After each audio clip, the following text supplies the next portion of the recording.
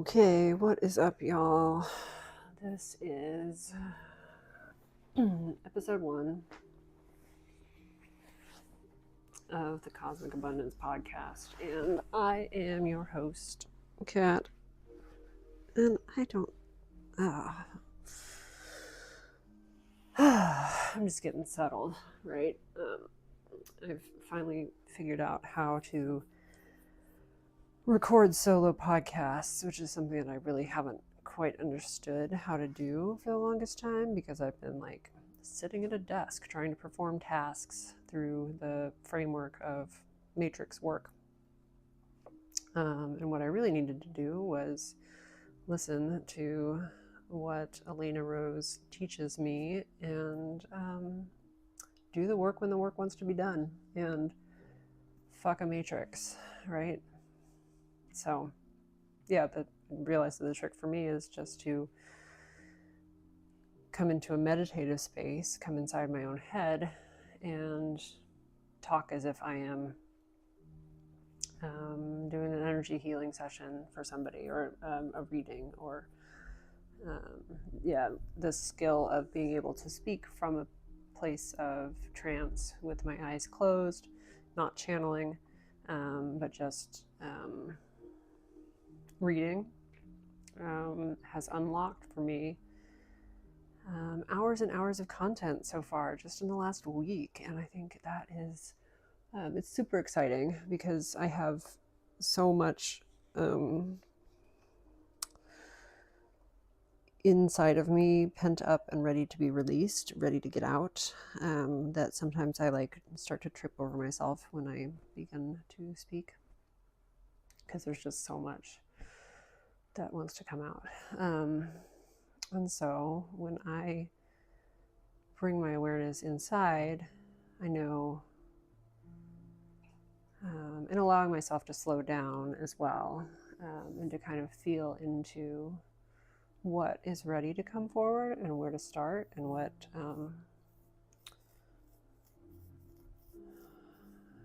just what the message is right now, instead of trying to think with my rational brain about what do I want to say right now, because the answer is never coming from the mental, or rarely is it coming from the mental plane. It's usually coming from closer to that. It's coming from the body, or the etheric astral levels.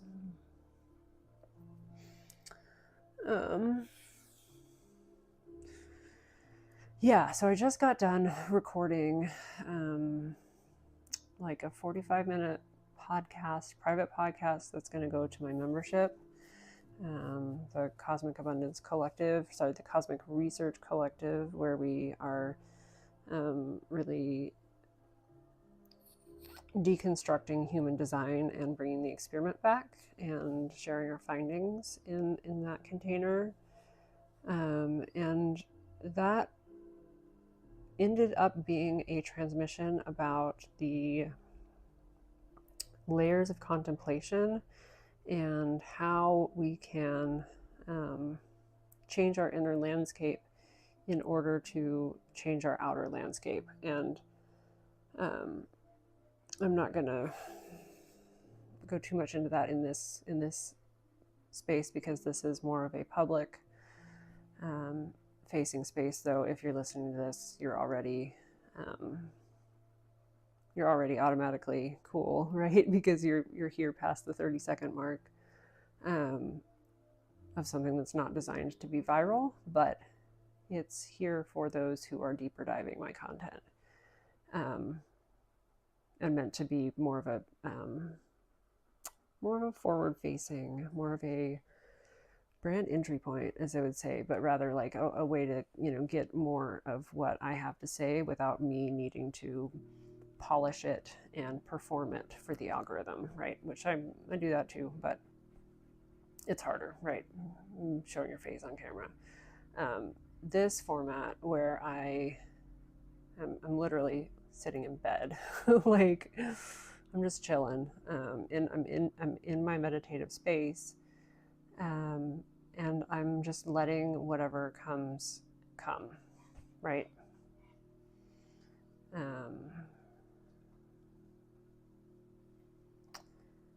Yeah, so I think what today's message is going to be about is a kind of similar to what I was just going deeper into, but more of maybe an overview of why I do this work and why right now is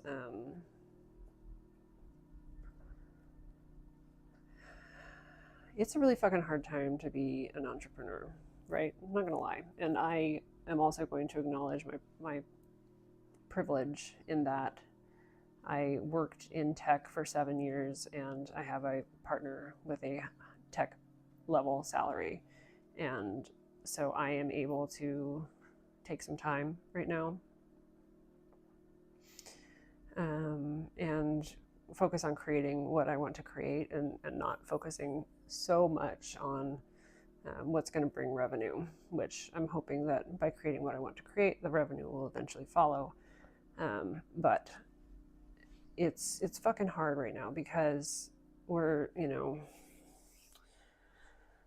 it's October of 2025, right? We've been continually slammed in, like, if we're talking about the in the time matrix that is on the planet Earth right now, we are all experiencing linear time.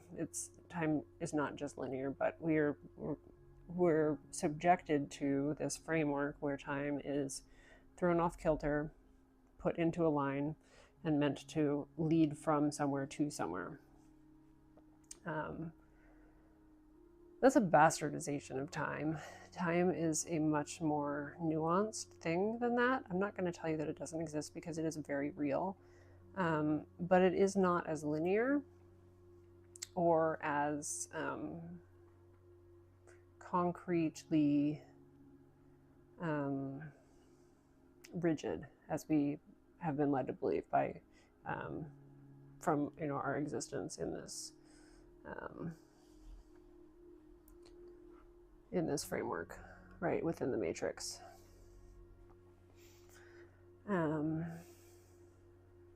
And this time right now, I actually,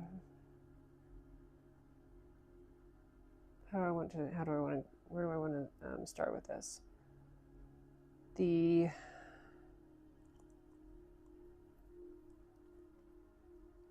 With the linearization of time and the well, okay, let's just imagine, right? It's a line, right? What's the definition of a line? It has a start and an end, and it is the shortest path between 2 points, right? On whatever plane you're existing on. Linear time implies that time started, and it implies that time will end. Neither of those are technically true. It also implies that there are no places where time intersects. That is also untrue. Time is much more complex and much more nuanced. I think I already said that. There's multiple dimensions of time, and time is it's kind of emergent property of just the way that things interact. I don't want to get too philosophical into like what is time, but just to share that the way that we perceive time in the Western world, so-called Western world, right, the Eurocentric legacy of the Roman Empire, right, because that's where we are, right, where the logical end. We've taken the Roman Empire to its logical conclusion at this point. And this is a place where we are divorced from cyclic time and only in tune with linear time, right? We have the concept of years, but the years are always meant to be building on top of something. And besides just the year, we are discouraged from exploring any of the other dimensions upon which time loops back on itself and forms cycles.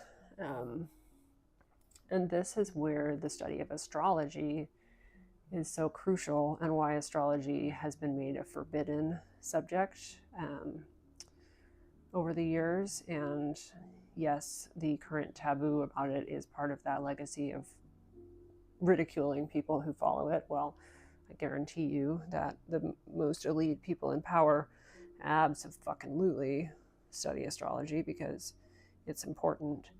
Time doesn't just loop back on itself in 1 year intervals. Well, obviously it on the day, on the level of the day, right? The day, the cycle, the spinning of the earth, the rotation of the earth relative to the sun. Then we have the moon, right? The month. But our months aren't even 29 and a half days anymore, right? Our months are 30, 31, 28, 29. That's deliberate, and it's meant to throw us off of our natural rhythms. So coming back into that harmony with the moon is one of the first ways that we can start to break the time matrix, and to start to see the places where time does, where timelines come closer to intersecting. Then we obviously have the cycles of all of the other planets, and that's where astrology and the study of the planetary cycles comes in. That's the bulk of my work, right? But beyond that, we also have deeper time cycles. We have the precession of the equinoxes, that 12,000 year phase in where the poles of the equinoctial plane precesses through the sky, right? Going through the ages of Aries and Pisces and Aquarius and Capricorn and Sagittarius and Scorpio and Libra, right? That is a place that time cycles back on itself as well. And there's longer periods of time, because we can look at the galactic, things on the galactic level. We don't have ways. Oh, that moved something. We don't have ways to accurately measure that from our frame of reference here on Earth. So, do you want to go out? My dog. You want to go? Okay. She's getting tired of me yapping at bedtime. You want to go?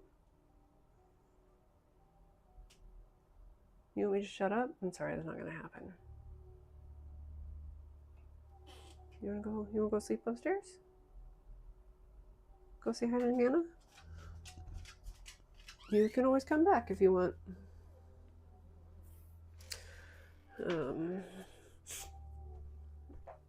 Yeah, so there's a reason why we have been cut off from these cycles of time.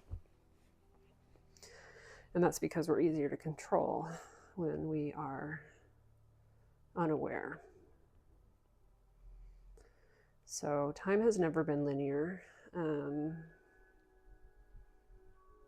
We just exist within a framework where people have been trying to linearize it for a few millennia. And the problem with that is that you always exist at the end of time when you are linearizing history, right? Because you can't linearize the future in the same way. You can forecast it, but you can't put it out in front of yourself in the same way as you can linearize the past. And so we're always living in the end times, right?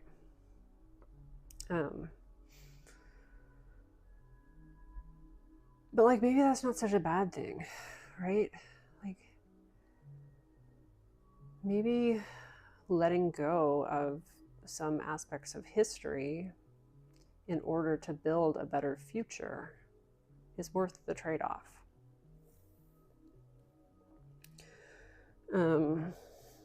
One of the books that I've read that influenced me the most is a book called The Dawn of Everything by David Graeber and David, the other David. It's written by two Davids, and one of them is David Graeber, and he's the more famous one. And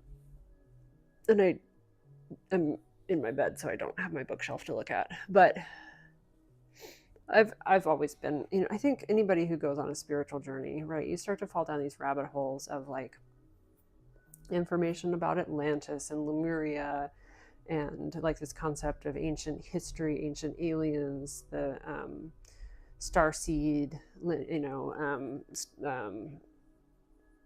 like Earth Garden seeding hypothesis, aliens were gods, and all of these things that you watch programs about on the Gaia Network. And not to say that none of that is like that there's no truth to any of that, but that it is it's weaponized and it's propagandized in ways that are not healthy. And we kind of have to eventually transcend that. A lot of those,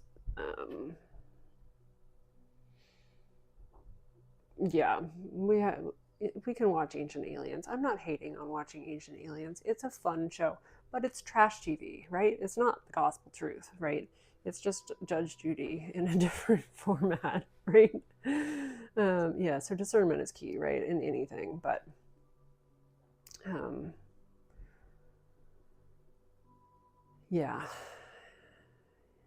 Ancient Aliens, deep history, deep time, linear time. We're always at the end of time when time is linear. But when we go back in and embrace cycles, and when we start to see history and time as a series of interlocking rings of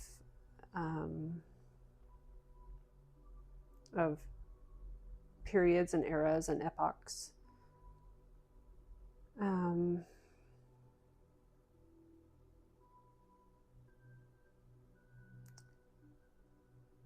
the idea, like we become like our perspective just shifts, right? The idea of an apocalypse stops being so scary. Not to trivialize any of the atrocities or any of the like crises that we're currently facing. We are facing many of them, but the reason, this is the work to do to help solve those problems, right? What got us here isn't going to get us out of it, right? We can't out-science our way out of climate change. We just can't. We can't out-capitalism our way. We can't capitalism our way out of climate change, out of genocide. And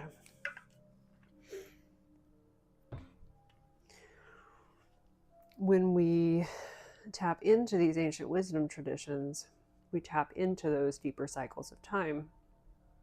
We study the astrology of history and the ways that the I Ching predicts the transition of power within dynasties. And we step back and we gain a more expansive perspective on the world. And if you are not if you're not always gaining a more expansive perception, like perspective on the universe, like, what are you doing? Like, seriously, like, I can't help you, just get out of here, right? I'm a gate 54 sun. My archetype is the marrying maiden. I am here to aspire, to ascend, and to help you aspire and ascend yourself, right? So, yeah. So if you're not interested in expanding your perspective and gaining a more complete understanding of the way the universe works, then I don't know how the fuck you found your way into this corner of the internet. So now that they're gone, as if any of them were already here. Yeah.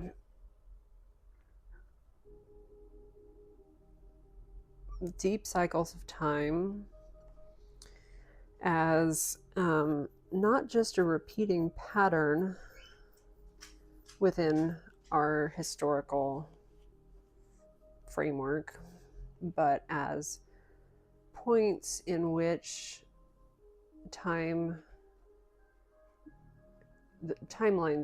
loop back on themselves. History doesn't repeat itself, but it rhymes. Okay, the dog's back. I gotta close the door after her.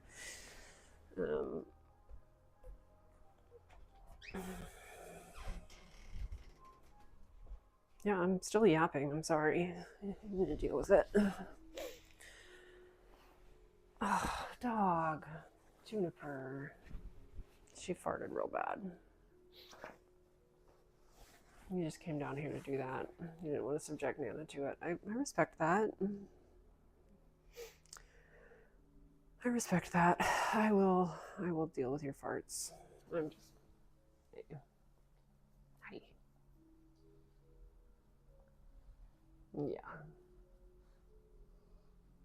I know, we're talking about cycles of time. You're a good dog. Yeah, so the places where the timeline folds back on itself, it curls, and you can, it's easier for you to slide onto an adjacent timeline, right? Where there's certain times in history or in time where certain archetypes become more accessible. And when I use the term archetypes, I don't always mean like the 12 characters of Carl Jung and the like the 12 archetype framework, though those are also very useful. I'm usually referring to more like historical situations, like things that you would find in the I Ching, which are more like happenings or conditions. But when, like, for example, when outer planets are configured in this sort of way as opposed to that sort of way, right, speaking in general terms, this type of historical happening would be more likely than that one. And it hasn't been very long that astrology has been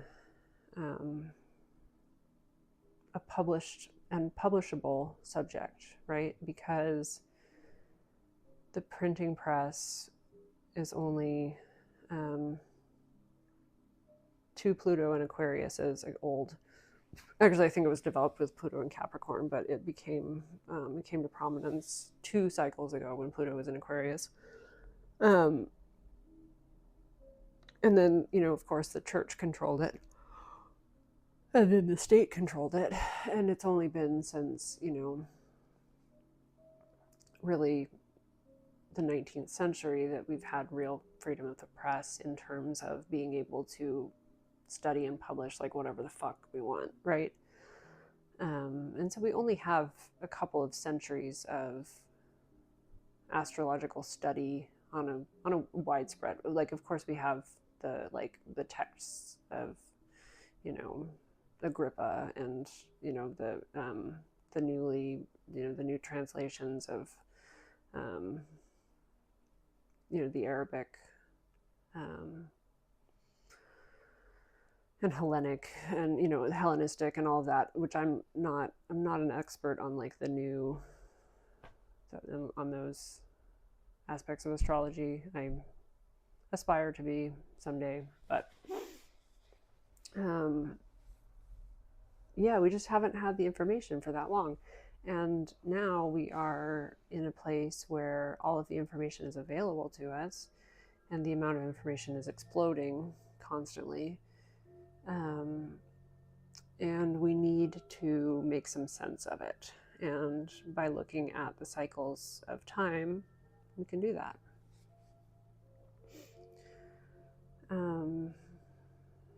But I do. So here's something that keeps coming up on threads, especially, is that there is this particularly stupid,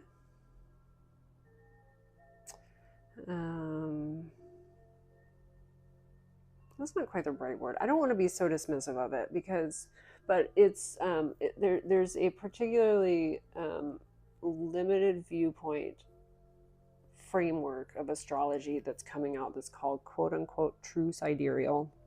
And I do want to talk about it for a minute because it has been like, this shit is popping up on threads left and right and everywhere. Every time you see somebody who like says, oh, I'm interested in getting into astrology, there's always a true sidereal person coming in and saying, oh, well, you need to know that the tropical zodiac is false and this is actually the real thing and you should study this because this is where the planets really are relative to the stars, and oh, there's actually this 13th constellation called Ophiuchus and you might actually be it. And it's like, it's not helpful at all to anybody, because when you start to engage with these people and tell them like, hey, you know what,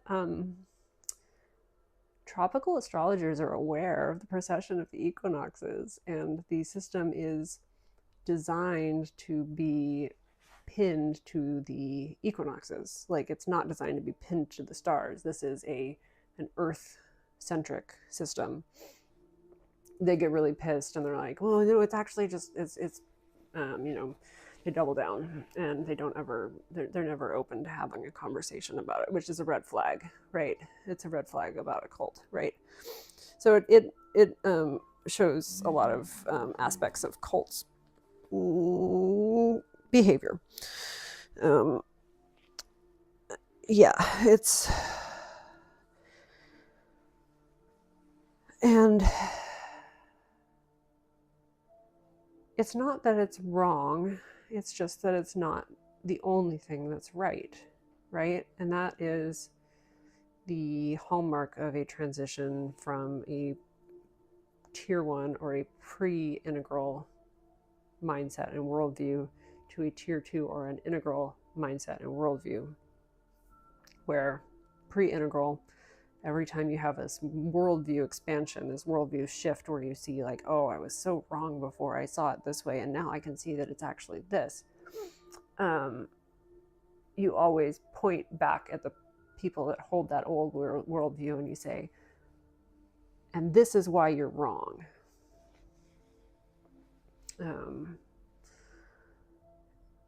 And I'm right? And then at a certain point, you gain the ability to look at worldviews as something to be considered and weighed and compared, right? And when you do that, unlock that metacognition skill, then you have the ability to say, this was useful at this time, and then it ceased to become useful for this reason, and then we adopted this, and then this has been useful for this long, and then we saw that it had these flaws, and so we adopted this, and now this one is running out of its usefulness, and so let's take this aspect of this one and this aspect of this one and this aspect of that one and put them together into this framework that we can now use. And that is that's the essence of integral worldviews. And an integral viewpoint is that I can see the truth in everything. That's a yes and, right? And we hold the paradoxes and we sit with the paradoxes, and we don't have to resolve them immediately, because we understand that truth is relative, and also yet some things are truer than others, right? Polarities exist, and yet there's always a little of the other in each, right? And swinging, the pendulum swings from the left to the right, right? There's the journey of psychic, or like having a spiritual awakening and wanting to study Hermetic wisdom, to getting the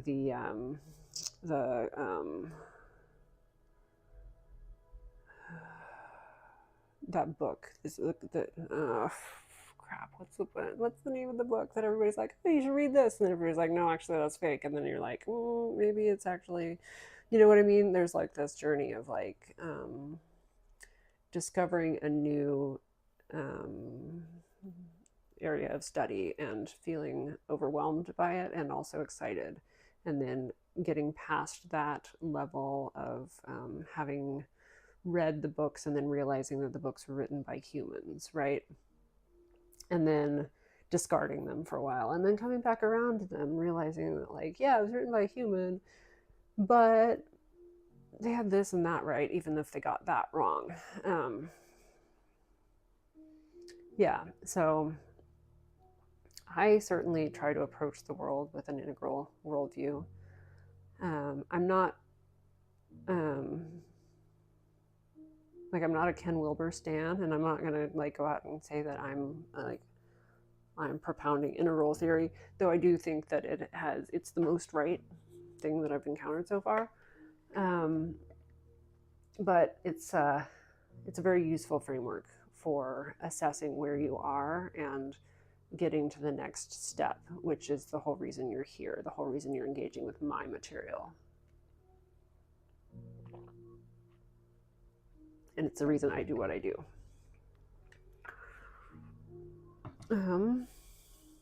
Let's see, how long have I been yapping?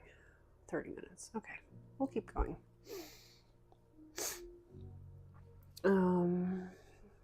Just kind of feeling in. It's also good for me to check and make sure that the recording is still going, because I yapped for like an hour and a half last night and only recorded 15 minutes, and that was kind of frustrating. But yeah, so here I am speaking to you about what I do and why. And you know, you are somebody who maybe hasn't bought my book or joined my course or in my membership or any of those things, and you're, you know, maybe kind of trying to decide if I'm somebody who aligns with you, aligns with your values, aligns with your views, and I am creating content right now to help you decide that. Calling in, magnetizing the people who are interested in sitting at the table and listening to what I'm talking about,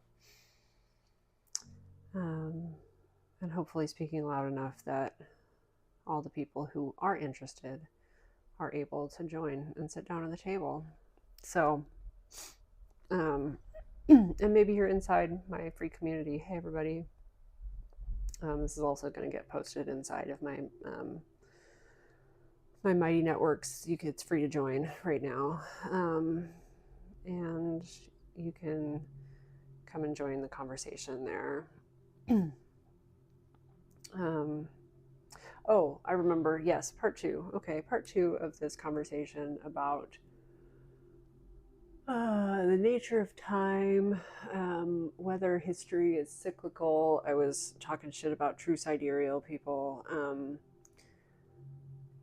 But where I wanted to go with this is that, you know, I mentioned we were talking about Atlantis and these deep time ideas. I believe in that. I believe absolutely that we have been here before. Not exactly here, but that there is a longer cycle of time that has repeated more than once on this planet, that has culminated in situations very similar to the situations we find ourselves in. And, you know, mainstream science is going to say, oh, well, where's the archaeological evidence? And I'm just going to say, well, Göbekli Tepe for one, and for another one, like, how much of the planet have we excavated archaeologically? Like, realistically speaking, like, what percentage of the planet have we excavated archaeologically? Like, you're really going to say that absence of proof is proof of absence? That's it. That doesn't work that way. And when enough people have had enough memories and enough like independent and converging, right? Hypnotic regressions and memories and things like that, there's probably some truth to it. And with deep time, with these more ancient cycles,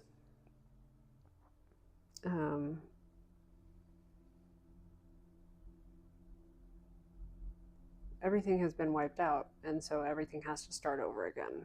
And like, that's the nature of that 12,000 year cycle, or at least how it has, like, what it looked like this time.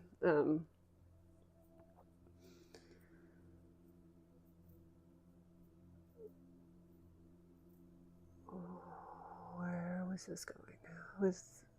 With respect to the precession of the equinoxes and the idea of ages that precess,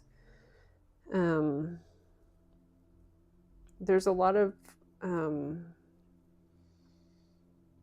evidence that we've known about this for a long time, like the fact that bulls were the most celebrated figure during the age of Taurus in Egypt, right? So the age of Taurus would have been 5,000 to like 4,500 to 2,500 years ago, or sorry, BC, not years ago, BC.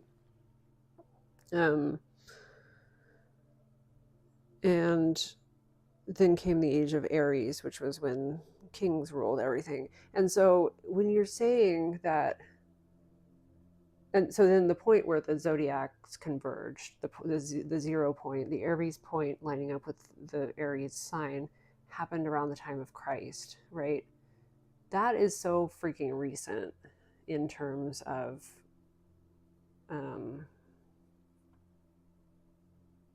everything, right? Like, tropical astrology wasn't invented in 0 BC.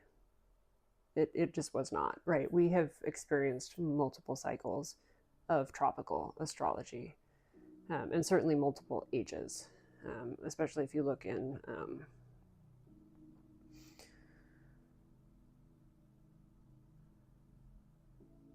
yeah, I lost my, I don't know where that was going. Yeah, because I was about to say, especially in the Vedic traditions, but they don't use tropical, they use sidereal, but they have it.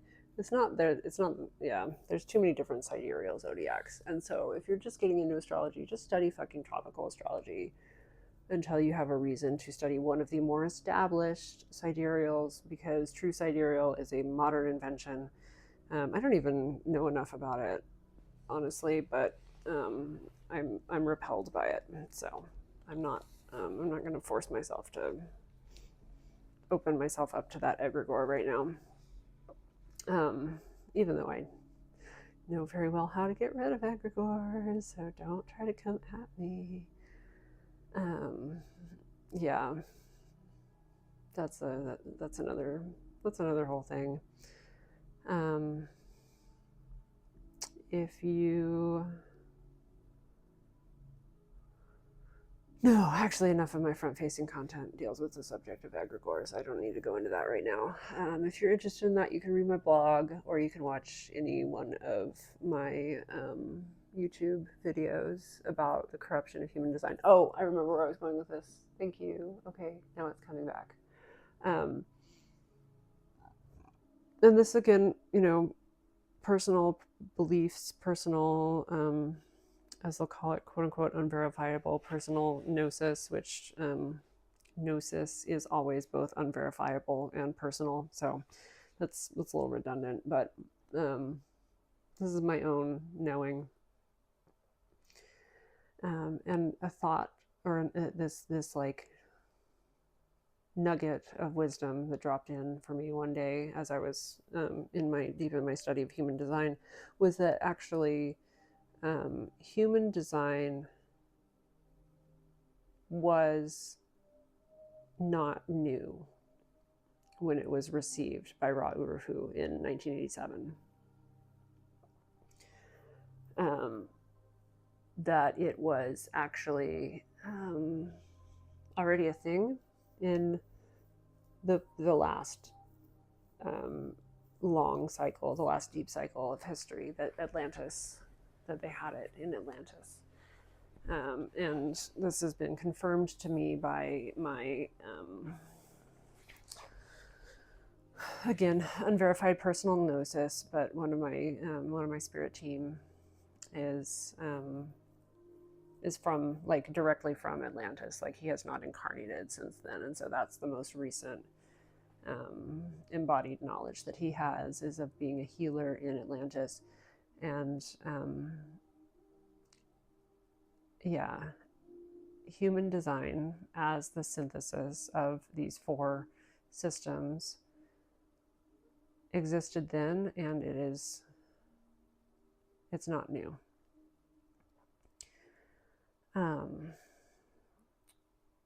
A book that I highly recommend is Jesus and the Essenes by Dolores Cannon. And if you're familiar with Dolores Cannon's work, I haven't read a ton of it, honestly. This is the first book of hers that I've read, and since then I read her other book that deals with the time of Christ. Her work is very wide-ranging, but in this, if you aren't familiar with her, she was a hypnotherapist who started encountering past lives and then other sorts of strange things in her hypnotic sessions, and started writing about them.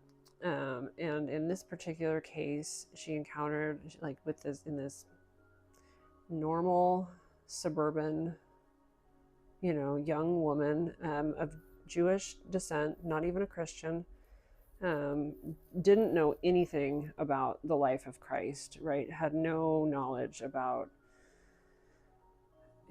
historical Jesus, or even really she didn't even really know the story of his life. Like, she was not raised Christian.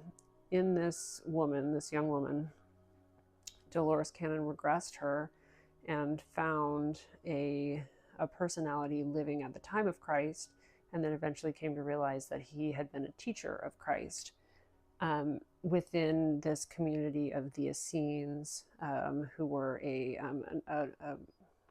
hermetic enclave of, I think historical sources will tell us that they were all of Hebrew Jewish descent, but the information that she got through this regressed past life kind of contradicts some of the things that we know from history. But the picture that was painted of the way that life, just what was going on in Qumran, the location where the Dead Sea Scrolls were found. This is the community that stewarded the Dead Sea Scrolls, right?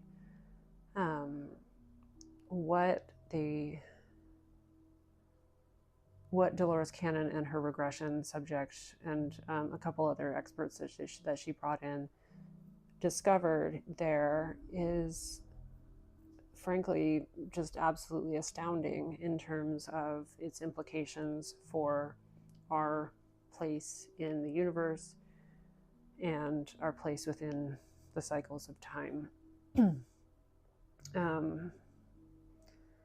Some of the things that stood out to me are that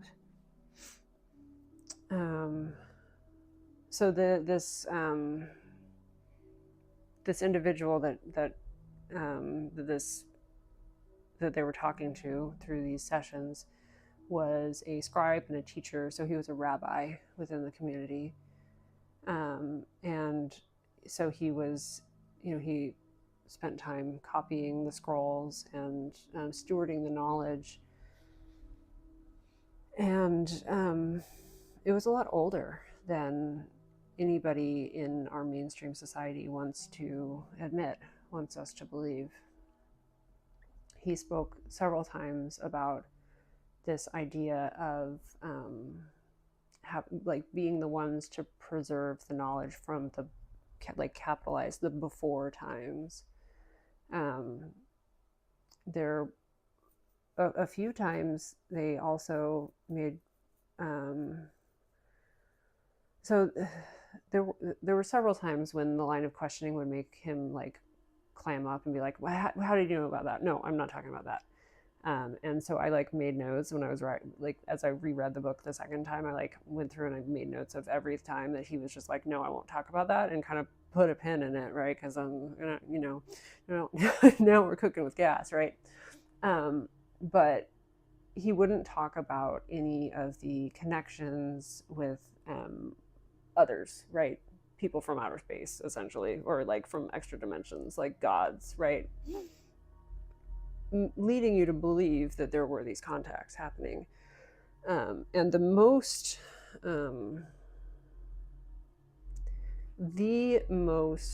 stunning thing to me, actually there are many stunning things in this book, many mind-blowing things, and I highly recommend. It's like it's not that long. It's a maybe a 200-page book, and it's a page turner. You're gonna love it if you haven't read it already. But the most stunning thing to me is that they had in the compound at Qumran a working model of the solar system with 10 planets.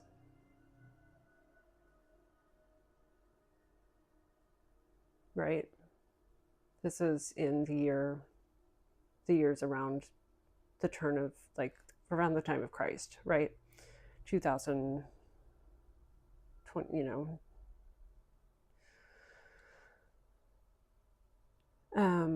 they had a working model made out of metal of the solar system with 10 planets.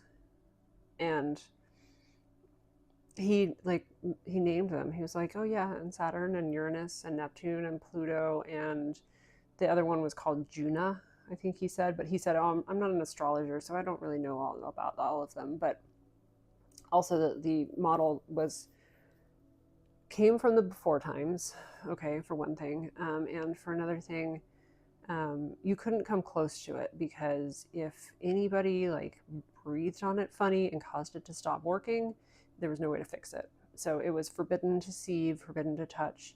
But he specifically said that there were 10 planets in it. And right, that kind of shatters a lot of the things that we know about history, right? And that has also been one of the things that has bothered me the most about these theories of deep time and advanced civilizations, is like, they had to have fucking known about Uranus and Neptune and all that other shit out there, right? Like, and they did, right? They did. So when we look at the Kabbalah, one of the most foundational texts on this is the Zohar. And I won't pretend that I have ever managed to read it. I have a PDF copy of it that I have kind of started to make my way through the introduction, and then I've started to get into the actual text of it. But one of the things that stood out to me in the introduction of the Zohar is many of us know that Kabbalah is, or we think that we know that Kabbalah is a closed practice. And that unless you are a specifically trained rabbi of, obviously of Jewish faith and descent, and of a certain level of understanding of the Torah, you are forbidden from studying Kabbalah. And that was true for for a long time. And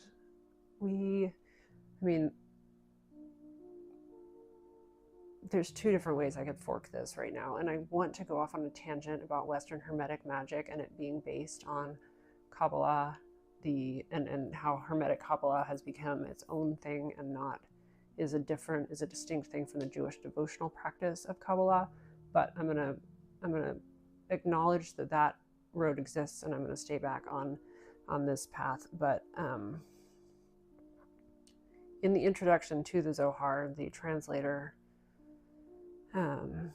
says that there was a prohibition on teaching Kabbalah to the general public. And also, a lot of the language in the text uses terms that seem to be specific to Judaism and to, and it's in Hebrew and things like that.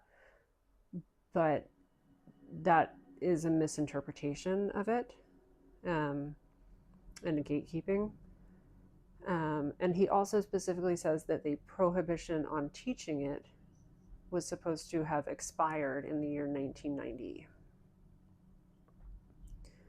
And this also struck me as being very, very interesting, because Human Design was received in 1987 and published in 1991.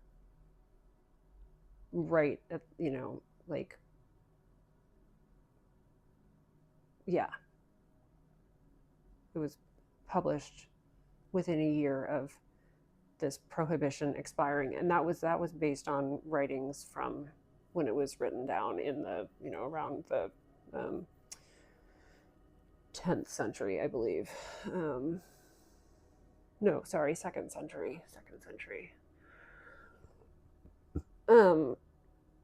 Yeah, so there was a more advanced civilization in the time of Atlantis. They had knowledge of the 10 planets. They had knowledge of tropical astrology. And they had knowledge of all of these systems. The energy body, the I Ching. I Ching is just a binary code. It's not like culturally Chinese in any way, other than the fact that that's the culture that discovered it, wrote it down, was given it to steward. And so my hypothesis, right, and now we're venturing off into like Cat just like running their mouth and like fully just off the rails of my own train of thought. But I have, I think that the evidence is strong that Human Design existed then, and then it was pulled apart into these 4 systems, and these 4 systems were stewarded by separate lineages, right? Kabbalah was given to the Hebrews, tropical astrology was given to the Greeks, and then the European and Islamic worlds, and I Ching was given to the Chinese, and the chakra system was given to the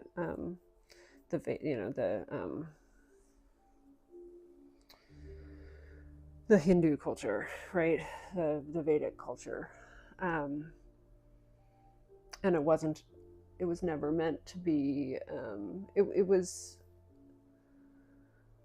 There's a lot of stuff in the Revelation and in Rothru's vast library of ramblings about it, about how this synthesis correlates with there's evolutionary milestones that that humans collectively hit as different planets are discovered. And so there's the planet, when Uranus was discovered, we evolved into being 9-centered beings, and we're going to be 9-centered beings until we turn into 11-centered beings, supposedly in 2027, right? I haven't gone deep enough into his body of work to really know whether I think that that's something he made up, or if that's actually part of the original transmission. All that we can be sure of as being part of the original transmission, by the way, is what he published in 1991. And that also included a lot of his interpretation. But I do also think that there are other aspects that he shared later that were part of the original transmission. Things like variable, that idea of color tone base, like he didn't think of that. Like that's that was part of it, had to have been. But the prophecies are so easy to weaponize and to control, and so I don't know how I feel about a lot of that, like 2027 stuff. I kind of take it or leave it, but we do see from in our historical astrology, we do see that there was a pretty pronounced shift in psyche and culture around 1780s. And because we're in a Pluto and Aquarius era right now, it's easy to look back on that time and say, oh, this was, because we're at a part of the spaghetti bowl where those two spaghetti strands kind of come really close to each other. But it's an explosion of knowledge and revolutionary thinking and thought. And the way, like, the archetypes of the planet Uranus become the outermost edges of the psyche, right? So we've spent, 1700 years with just the classical planets, or even, actually even a couple millennia before that, right? From the beginning of recorded history in this cycle, right? We've had these planets end at Saturn, right? Saturn's the outermost. Saturn is the limits, the concrete edge of reality. And then we get Uranus behind it, and there's like this lightning bolt of electricity that says, oh, there's more. And it's correlating with the discovery of electricity, right? This uprising and revolution, this like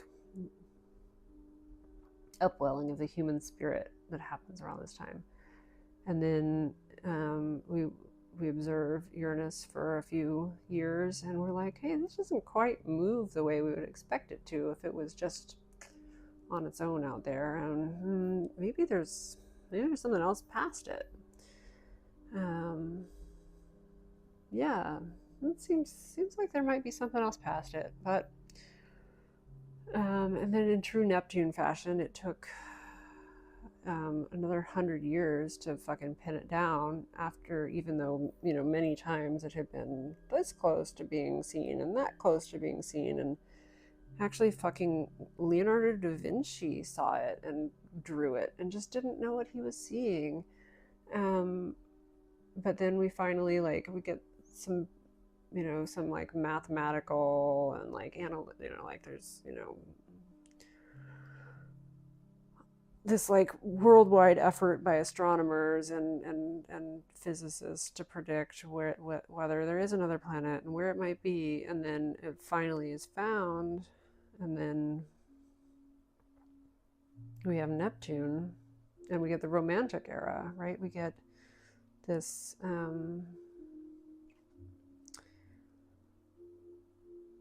change again in the human psyche to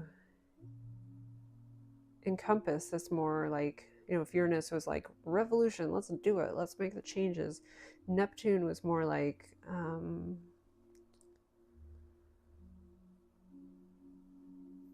and things harmonize back together, but in weird ways that we can't quite explain, and allowing for this more magical and mystical and spooky and Edwardian and all of these things, right, on top of this.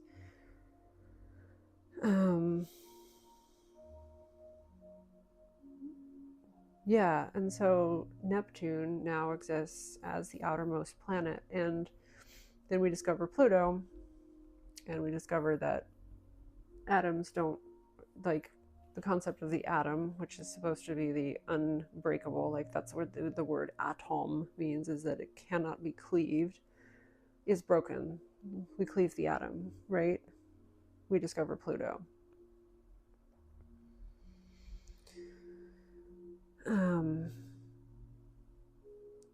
Another huge disruption, right? Physics goes from being almost completely solved to being really completely not solved at all.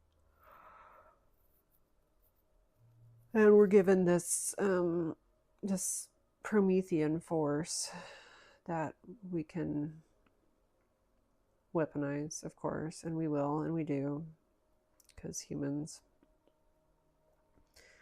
But it's another paradigm shift, right? And that that Plutonic awareness existed until the early 2000s, when we started discovering all of the other Plutinos, things like Eris and Orcus and Haumea and Sedna and all of the other planets out past Pluto that are smaller and longer journeys, but yeah.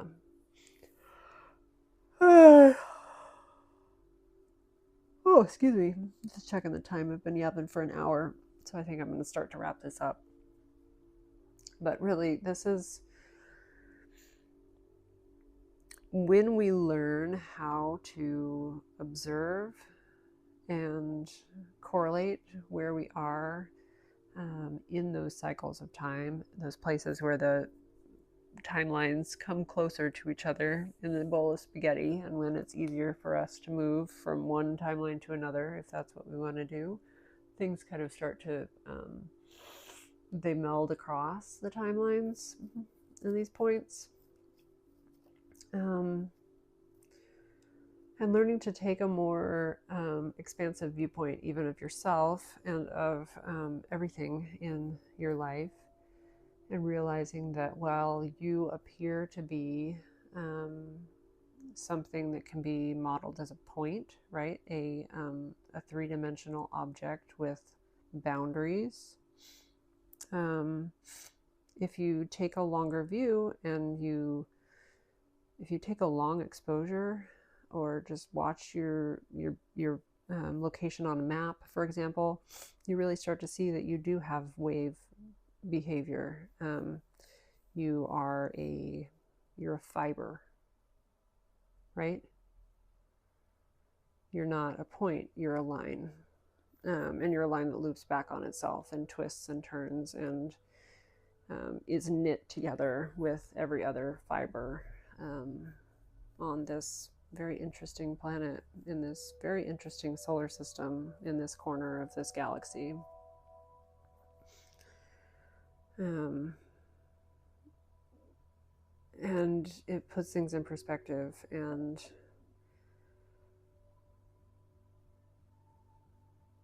I was able to clearly articulate why this work is so important right now. Like I said at the beginning, I'm recording this in the beginning of October of 2025. Right now, it feels like the end of the world, but that's because we're looking at the world through a linear time. We are at the end of some cycles, many things are going to die, but we're also here to bridge over to the next and to start the next cycle and begin the next world. And what kind of world do we want that to be, right? And when we take the long run, the long view, and we stop seeing ourselves as individuals who need to protect ourselves at all costs, and start to realize that there is a larger whole to which we are ideally not subjugated, but rather co-creating. These problems that we see in the world stop feeling so overwhelming and start feeling like something that we just have to take care of. And yeah, I'll just close by adding a little note here about what's going on in the world right now, because this past Friday, yeah, just yesterday actually, was Yom Kippur in this cycle, the Day of Atonement, and that was the day, the night, the nightfall, and then going into the day, where the global Sumud flotilla made its closest approach to Gaza, and with the intent to deliver aid and break the siege of Israel upon Gaza, where they are committing the most egregious genocide of modern times. Not that it's the worst genocide, which I hate that we have to clarify this. There have been many, many more lives lost in Africa, Congo, Sudan. Acknowledging the trauma and the horrible things that have happened there does not take away from what's happening in Gaza right now, because of the complicity of the entire world in this. All of them. Yes, yes. And I'm anti-genocide. I'm just going to put that out there. And I think if you're apologizing, if you're justifying genocide to yourself, you need to do some self-reflection. But what just happened in history, in this moment in history, is that for the last 2 years, almost exactly, the settler colonial state of Israel has been systematically trying to, well, more than 2 years, but 2 years since there was a singular attack that made Israel become just like go off the rails, and try to wipe Gaza off the map. But yeah, over the last month, a flotilla of 40 something boats, 500 people, have been traveling towards the ports of Gaza, towards the shores, with boats filled with diapers and baby formula and medicines and water and rice and like aid, literally aid, medical supplies, all of the things that have been systematically denied to the people.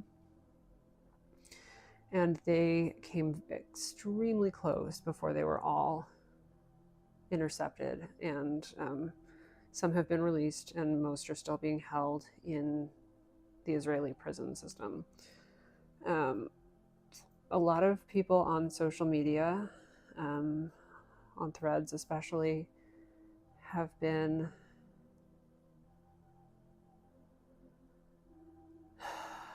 there have been a lot of feelings about it, right? People are looking at these people as heroes, putting them on pedestals, saying, oh, wow, I could never do that. Or also saying, sign me up for the next one. I need to do that. And I think that there's a very real possibility that Greta Thunberg is going to receive the Nobel Peace Prize this year. And I hope she does, because, or maybe not, I don't know. Oh, yeah, it's October. She might get the Nobel Peace Prize like next week. I'm just saying. Do they do the Peace Prize in October? I know they do the other ones, but yeah, just acknowledging this moment in history and the fact that, you know, here I am selling courses on human design and a membership and a book and things that look on the surface to be unrelated to what's going on and making the world a better place. But I hope that you've gotten a little bit from this, and if you've made it this far, like, thank you, amazing, you're phenomenal. But I hope that you understand that this is a part of the great work for me, and that by creating this content that restores this framework that I believe is a system for self-empowerment that has been twisted into a system for kind of controlling and kind of dumbed down and watered down and really nerfed.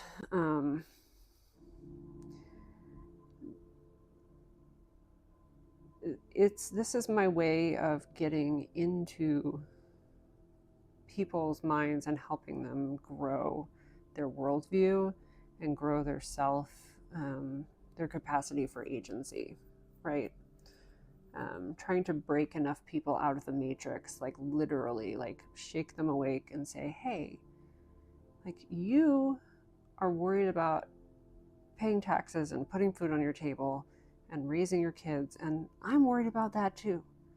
But I'm also worried about climate change and billionaires and genocide. And let's like take a longer view and see that if we want this planet to be habitable for much longer, we need to stop killing each other, and we need to stop hoarding wealth, and we need to be more giving and more sharing. And we need to look at each other as cells within the body and not as enemies, because underneath it all, we're all just fractal aspects of the same source consciousness. We've got different meat suits that we wear, different sets of memories and different sets of tendencies, and we can kind of understand our meat suits and our tendencies and our like perspectives, experiences better when we have access to these frameworks like human design and astrology and I Ching and Kabbalah. And so, just to kind of wrap it all up, this is why I do what I do, even and especially right now in this time. And if this resonates with you, just know that this is the tip of the iceberg. This is a little bit of my front-facing content. This is something that I created to be out there for people to find. And I go a lot deeper within my closed containers. So I hope that you will consider buying my book, seeing if my course seems interesting to you, or joining my membership, because those are ways that you can support the work that I'm doing, and also ways that you can empower yourself more. Yeah, so with that, I will say good night and good luck.